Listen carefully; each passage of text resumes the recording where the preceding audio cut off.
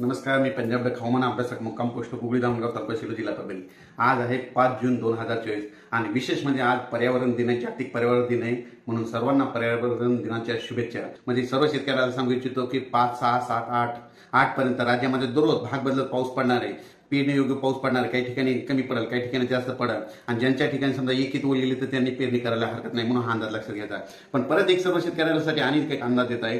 तुम्हाला एक सांगू इच्छितो की राज्यामध्ये 9 जून 10, 11, 12 आणि 13च्या दरम्यान मुंबई, पुणे, नाशिक, पश्चिम महाराष्ट्र, कोकण पट्टी आणि उत्तर महाराष्ट्राकडे म्हणजे वाहुणी म्हणजे मुसळधार पाऊस पडणार आहे, म्हणून हा अंदाज लक्षात घ्यायचा।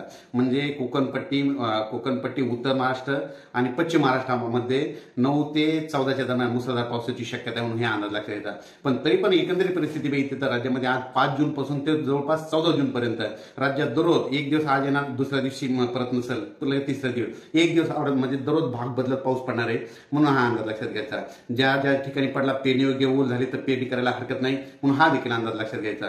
राज्यात 5 जून पासून ते 8 जून पर्यंत कोणत्या कोणत्या जिल्ह्यात पाऊस पडणार आहे, पण एक दररोज भाग बदलत पडणार आहे, म्हणून हे अंदाज लक्षात घ्यायचा। सांगायचं झालं तर सातारा, सांगली, सोलापूर, कोल्हापूर, तसेच उत्तर महाराष्ट्रामध्ये नाशिक, धुळे, नंदुरबार, जळगाव, त्याच्यानंतर संभाजीनगर, जालना, बीड, परभणी, तसेच लातूर, नांदेड, हिंगोली, यवतमाळ, वाशिम, बुलढाणा, अकोला, अमरावती, त्याच्यानंतर उस्मानाबाद, लातूर, त्याच्यानंतर तो पाऊस तसेच सोलापूर, पंढरपूर असा ह्या भागामध्ये जरा चांगला पडणार आहे। ह्या म्हणजे 5 जून ते 8 जून दरम्यान।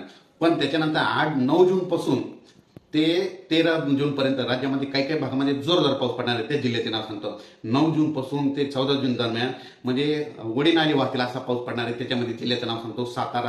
सातारा, सांगली, पुणे, कोकणपट्टीचे संपूर्ण जिल्हे, त्याच्यानंतर नगर जिल्हा, नाशिक जिल्ह्याला खूप पाऊस पडणार आहे, म्हणजे वडी नाले वाहणार आहेत, नदीला पूर देखील येईल। त्याच्यानंतर मुंबईला देखील अतिवृष्टी होणार आहे। मुंबईच्या जनतेने देखील सतर्क राहण्याचे म्हणजे 9 ते 12 जून दरम्यान सतर्क राहावे।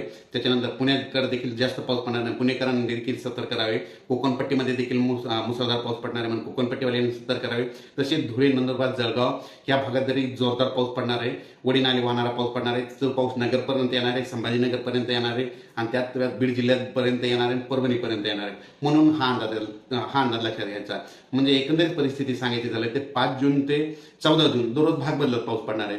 पण 9 जून ते 14 जून दरम्यान मात्र कोकणपट्टी, पश्चिम महाराष्ट्र आणि उत्तर महाराष्ट्रात मात्र जोरदार पाऊस पडणार आहे, म्हणून हा अंदाज लक्षात घ्यायचा।